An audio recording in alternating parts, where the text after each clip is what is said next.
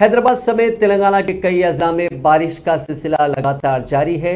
ریاست کے مختلف مقامات پر وقفے سے بارش ہو رہی ہے، جس کی وجہ سے عام زندگی مفلوج ہو کر رہ گئی ہے۔